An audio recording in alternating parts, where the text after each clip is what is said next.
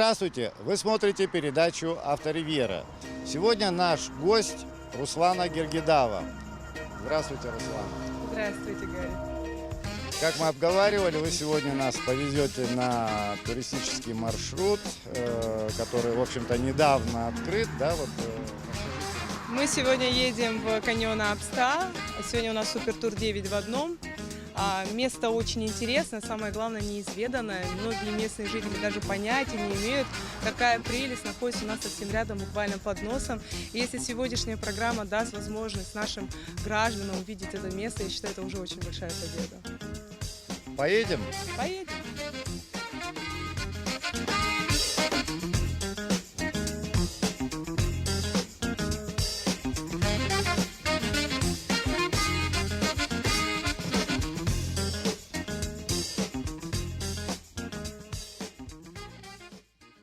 Руслана, вы организовали турагентство, которое называется «Визит Абхазия». Да. Сколько вы работаете в этой индустрии? Я работаю вот уже 7-й год. Я являюсь экскурсоводом высшей категории.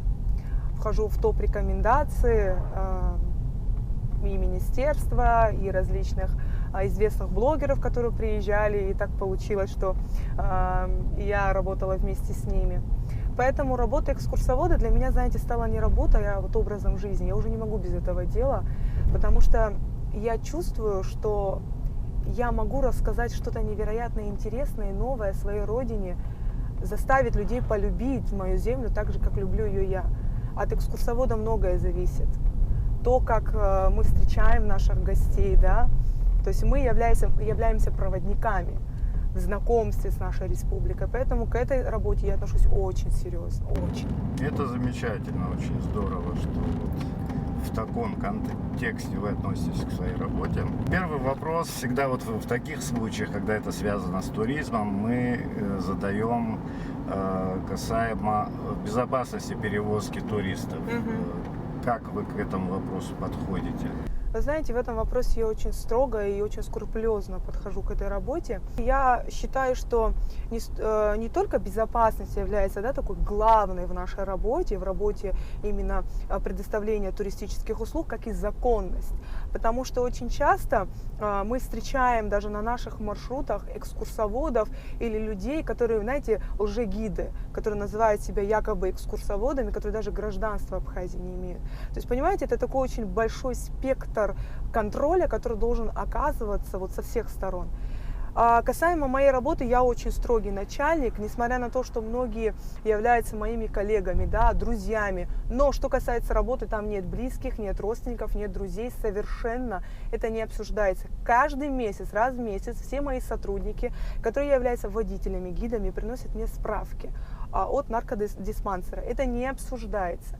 Перед тем, как я беру на работу сотрудников, обязательно контроль у представителей психологический, да, вот психологический вот контроль. Водители и экскурсоводы, потому что экскурсовод должен быть адекватным. Он работает с людьми, а люди бывают разные, знаете. Особенно во время отдыха я замечаю, что у людей раскрываются такие вот скрытые какие-то таланты. Вот. А тем более, когда человек расслабляется, да, он может немножко там, может быть, да, позволить себе что-то лишнее в плане именно отдыха. И экскурсовод должен быть адекватным, он должен адекватно на все реагировать. Что касается водителей, без лицензии, без права работы, даже без техосмотра, ни одна машина у меня не работает. Я работаю на имя. Для меня очень важно сохранить его. Тем более то, что касается работы с местными жителями. Мы же все друг друга знаем, да. Этот фактор, он очень важен, он основополагающий. И безопасность маршрута проверяется представителями ГАИ, да, то есть каждый маршрут должен инспектироваться. То есть я сторонник того, чтобы каждый маршрут туристический, каждая дорога должна быть проверена, потому что мы не знаем, да, вдруг там обрыв, а вдруг там какая-то опасность камнепадов. А люди, которые едут отдыхать, они не думают о своей безопасности, они полностью доверяют нам свою жизнь, они доверяют нам свой комфорт, свое время. И мы обязаны предоставить им не только гарантии хорошего качества и сервиса, но и гарантии безопасности. Сегодня таких маршрутов множество. Возникают новые и новые маршруты. Это вот и Творчальское направление, вот и том числе вот и Ацинское направление. Там у вас на каких-то картах, да, вот Да. вы их рекламируете Конечно. и прочее. То есть и мы, в общем-то, основную их часть тоже объездили. Вот, и водители, с кем мы ездили, например, мне показалось, что они очень внимательные, очень надежные. Вот. Надеюсь, что все такие. Да, конечно, понимаете, они же везут людей. То есть, следовательно, они несут ответственность не только за свою жизнь, да, и поэтому безопасность, то есть это, понимаете, это должно в голове прорабатываться на уровне. Это очень важно. Это очень важно, это, понимаете, это основополагающий фактор. Драйв, отдых, эмоции, это все, конечно, все прям идеально. Но в первую очередь всегда в голове, знаете, должен был такой вот, как кнопочка, знаете, которая всегда должна нажиматься. ЧП, конечно, Никаких именно. Учитывая сегодняшнее положение, сейчас вот я вижу, вот как ваше турагентство все-таки развернулось больше на внутреннего туриста, да? Вот. Да. Вы знаете, я, наверное, могу сказать с гордостью, что наша туристическая компания, которая открылась в прошлом году, Visit Abkhazia, в первую очередь начала работать с местными жителями. То есть, понимаете, это очень важный фактор, который нас выделяет от всех остальных туроператоров в Абхазии.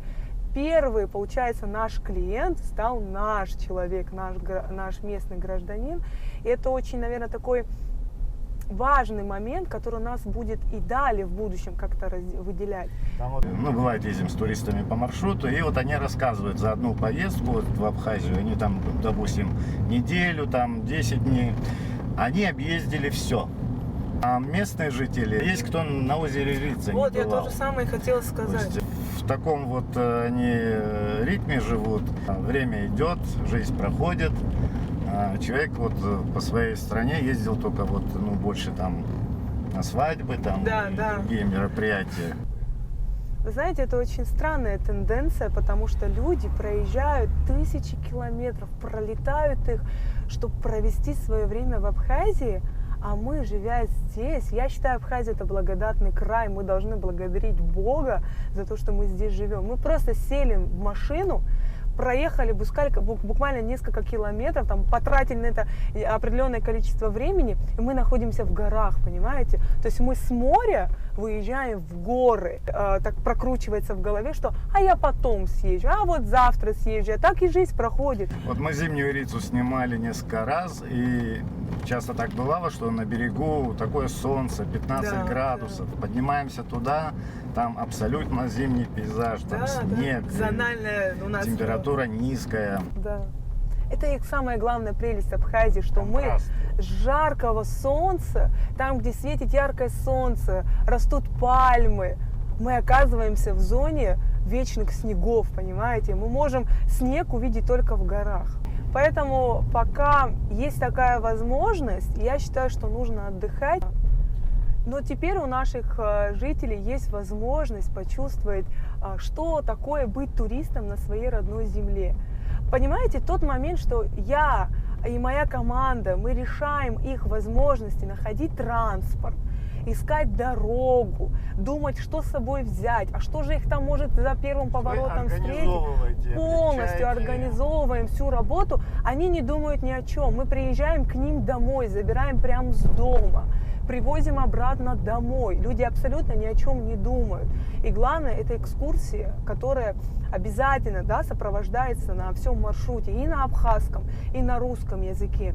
Еще один очень интересный момент, что мы не только начали работать с местными жителями, то есть оказывать им экскурсионные услуги в полном масштабе, мы еще и проводим их и на абхазском языке. Потому что, к примеру, Ткорчал, город-герой, сегодня тоже, у нас машины отправились в Ткорчал. Это город-герой, который перенес невероятную трагичность нашей истории, где каждая улица, она пропитана болью Отечественной войны. И когда вы говорите на абхазском языке историю этого места, это совсем другие эмоции. Чувство патриотизма возникает просто мгновенно. Вот ранее турагентства, они обращались там в гостиницы за туристами, то есть, в городе тоже есть какие-то пункты, где можно заказать тур, но в основном это происходило так, то есть к местным и не обращались в общем-то, думая, что он все равно не поедет, скорее всего. Вот, сегодня это поменялось. И как они реагируют, когда вы к ним обращаетесь там с предложением вот съездить? Вы знаете вообще, как это все началось? Я взяла ноутбук, просматривая ленту социальных там сетей, новости, пандемия, кризис, коронавирус, крах, все, катастрофа. Закрыла ноутбук, расстроенная. Потом я так посидела и подумала, туризм строится на людях. Какая разница, кто они, где они живут, какая у них национальность, какое у них гражданство. Для того, чтобы я работала, занималась своим любимым делом, мне нужны люди. Так почему бы не поработать с местными? Я просто выставила пост в социальных сетях, реакция была мгновенной. И знаете, люди мне звонили и говорили спасибо. Спасибо за то, что вы даете возможность собраться нам с семьей, коллективом и куда-то поехать. И еще один очень важный фактор, то, что мы недооцениваем местного жителя, то есть именно представителей туристической индустрии. Он же надежный, он всегда рядом, он не поддается внешним катаклизмам, его не надо ждать. Он дает мне возможность работать целый год.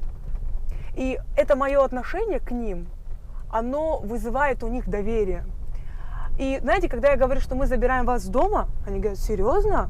Прям с дома? Я говорю, конечно. То есть те же услуги, которые мы предоставляем туристам, почему бы не предложить это своему человеку?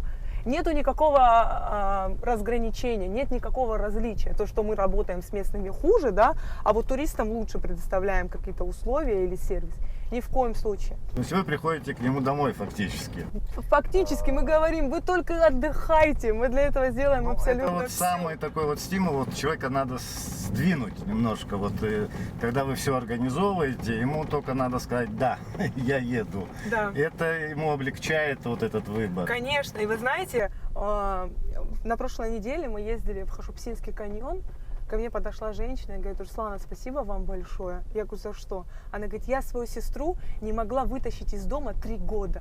Мы нормально не виделись 3 года. И вот мы как-то увидели, потом понимаете, цена, она, естественно, что я цены делаю очень низкие, потому что, во-первых, сейчас и жизнь немножко, да, сложная. А зачем, да, если я могу покрыть дорожные расходы?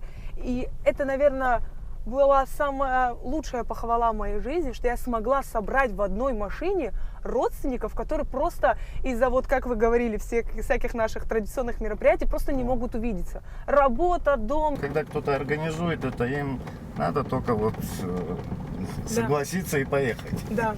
Отдых и вот если еще и поправить свое здоровье можно, это здорово, ведь потом и это воодушевляет, вот увиденное, вот эти вот где-то приподнимает настроение, и человеку там, он с двойной энергией уже может и к работе приступить. Конечно. Уже. Вы знаете, здоровье, мы, люди, которые живут в Абхазии, мы уже сильны духом. Но если появляется возможность отдохнуть, вот знаете, не суетиться, вот не думать ни о чем, я считаю, что это уже очень большая заслуга моей команды. И я сама для себя открываю очень много маршрутов благодаря этой идее. Очень много мест, о которых люди, которые даже тут живут, они не знают. Наверное, это самая главная прелесть нашей республики, да, вот такая вот ее неизведанность. Очень много тайн хранят сейчас в рамках нашего агентства. Продвигается идея развития маршрутов боевой славы нашей Отечественной войны для школьников, для студентов. Знаете, когда я говорю, я сама преподаю, и когда я говорю своим ребятам, студентам о том, что, ребята, вот какой символ носит Гумиста, они не знают. И вы знаете, очень много, кстати, школ, особенно в Восточной Абхазии, классный руководитель гальской школы недавно набирает мне и говорит, вот появилась такая возможность поехать на озеро Рица. Руслана, вы можете организовать поездку для моих детей? Но знаете, что она попросила? Вы можете их интегрировать то есть не отделять, вот скажем, моих, да, вот ребят от каких-то там других. И вы знаете, когда они поехали вместе, они сели сначала в машину, все такие, знаете, так, ну, друг друга не знают, так присматриваются. В конце экскурсии они танцевали вместе. Это нужно. То есть нужно школьники с Парчельского района, с Гальского района, у них есть возможность поехать на озеро Рица, в город Новый Афон, где я стараюсь создать условия, где все включено, и питание, да, чтобы они вообще ни о чем не думали. Это хорошее дело, и надо, конечно, работать над этим. Когда люди приезжают в горы, они не могут уехать оттуда невдохновленными. Понимаете, я когда поднимаюсь в горы, первая мысль, которая приходит ко мне в голову, я смогла это сделать. Следовательно, я смогу сделать много чего еще. И поэтому надо наших детишек возить, чтобы они это видели. Я вот смотрю на ваш оптимизм и на ваш настрой. Я думаю, у вас будет все здорово, все получится. Сейчас уже полностью сформировали маршрут, он уже полностью расписан к высокогорному селу Псху. Естественно, что с ночевкой. У нас будут пешие походы. Но сейчас я решила составить еще один очень интересный маршрут по памяти Советского Союза, когда Абхазия была курортно-санаторной здравницей. И именно, как вы и говорили, лечиться, понимаете, Да. на источники сероводородные, радоновые, понимаете, воды в Ткварчале. Это невероятная просто польза для нашего организма. Мы недооцениваем возможности, природные возможности Абхазии. Естественно, что следующий маршрут, уже буквально на следующей неделе, он будет связан именно по теме лечения. Здесь, наверное, машину оставим. Надо остановить этих джиперов, которые уехали дальше. И уже к ним пересядем.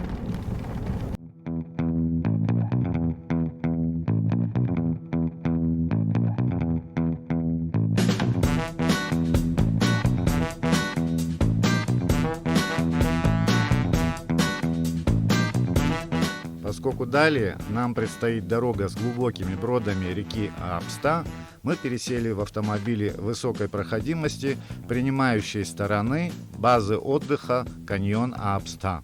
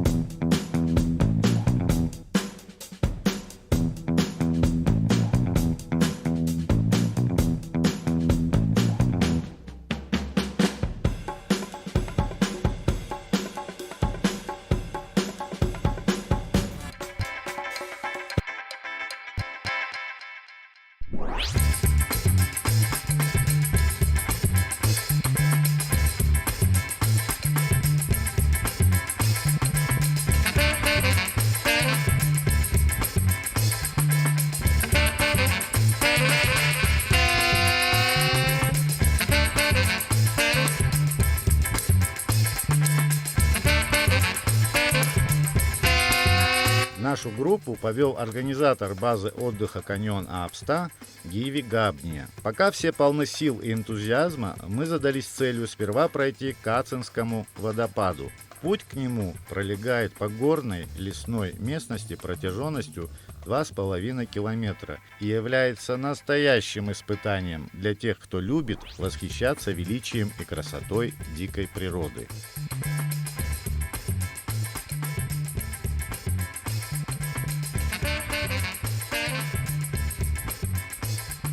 Небольшой привал после крутых подъемов мы сделали у старого дворянского дома конца 18 века с очень красивой резьбой. Здесь по сей день плодоносит растущая яблоня.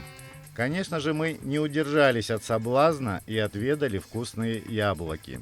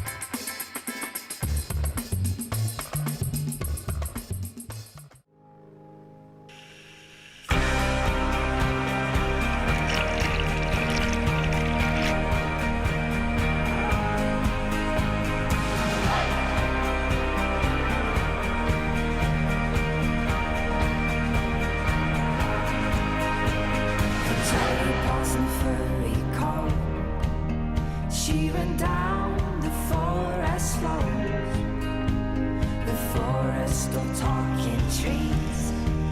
They used to sing about the birds and the bees.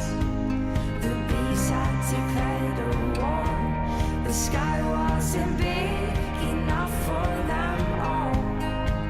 The birds, they got help from below, from dirty ponds and the creatures of snow.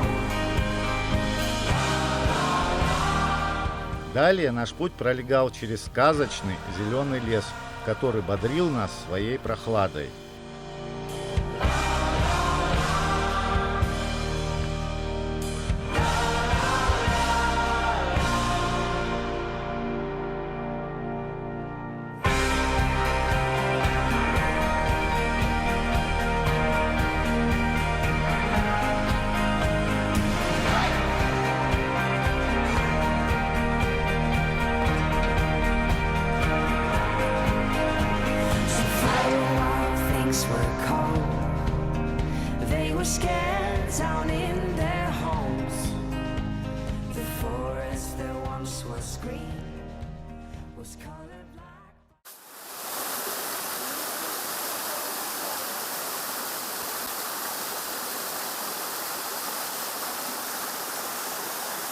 А здесь у небольшого ручья с маленьким водопадом мы немного отдохнули, освежились. До нашей цели уже и рукой подать.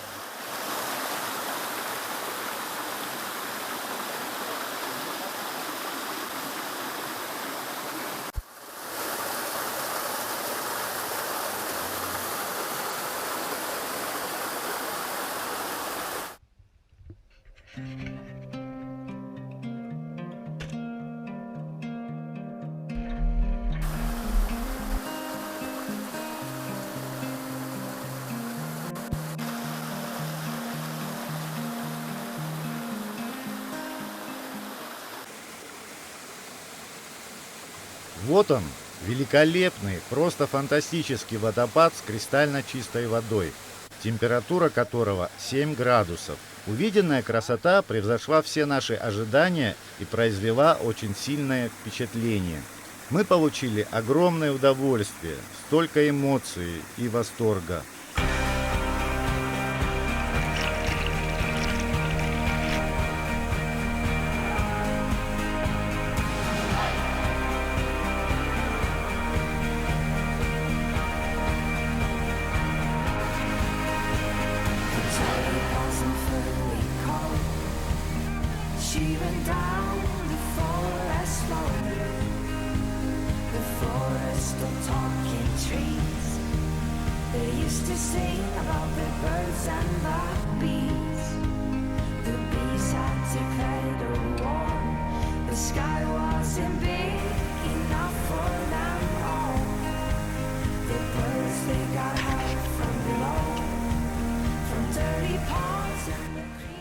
Вся усталость прошла мгновенно, особенно после плавания в ледяной воде.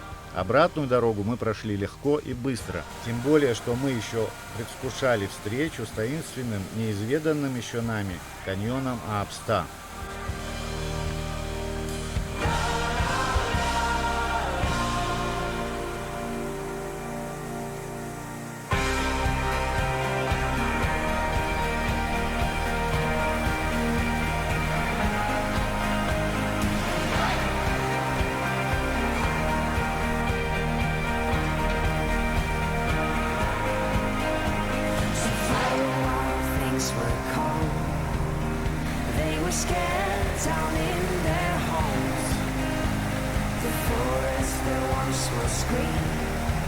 Was colored black by those killing machines, but she and her furry friends took down the queen, the Entermen, and that's how the story goes. The story of the bees with those 4 dirty paws.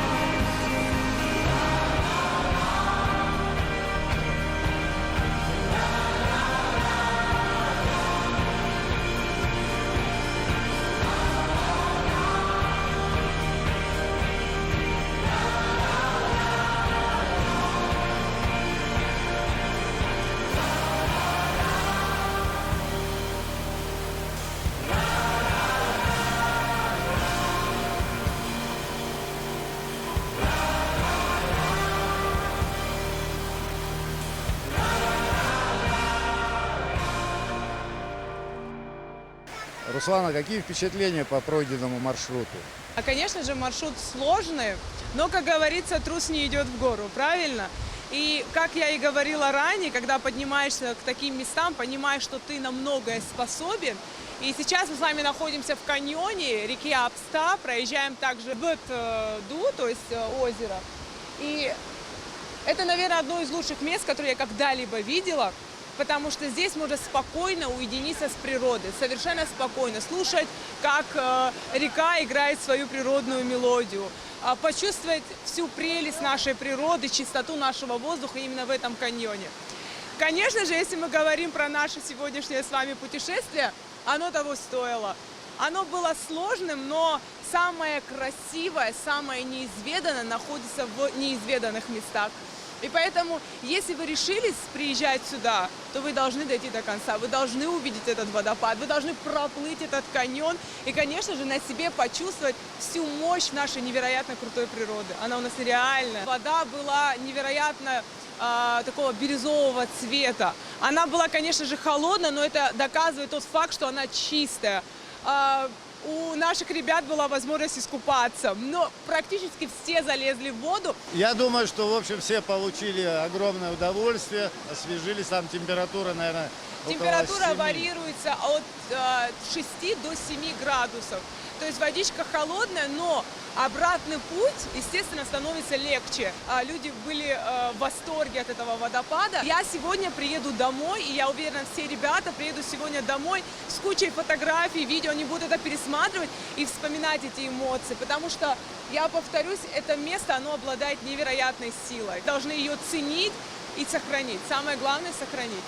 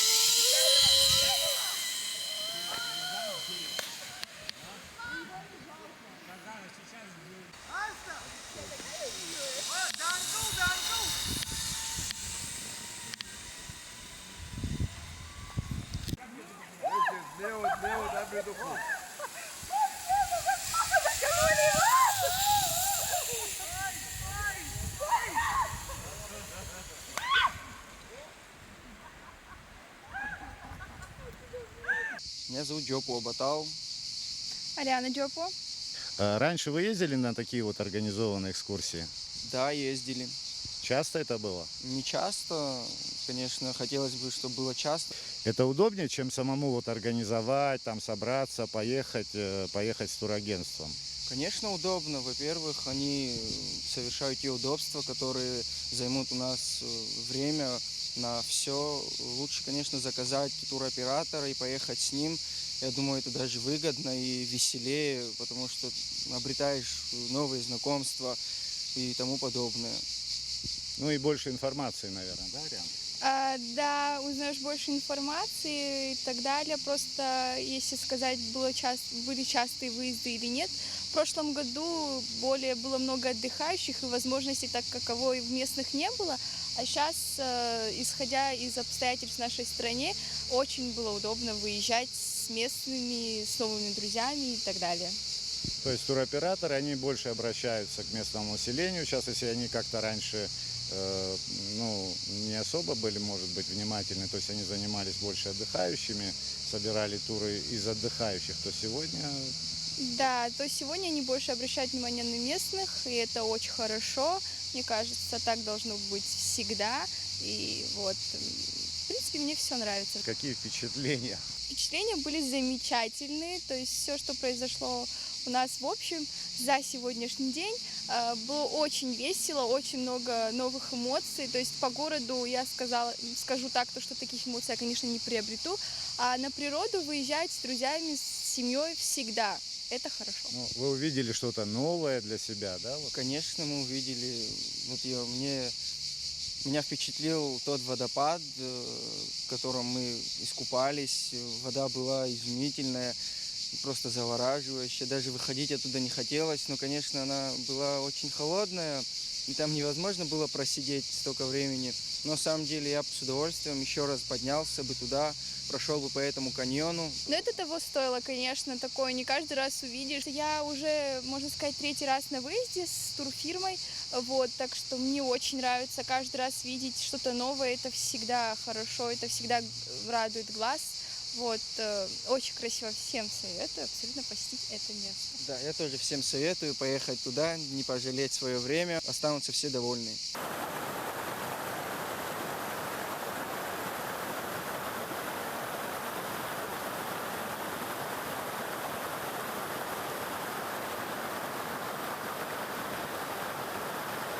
Маршрут состоит из 9 направлений, он называется супертур 9 в одном.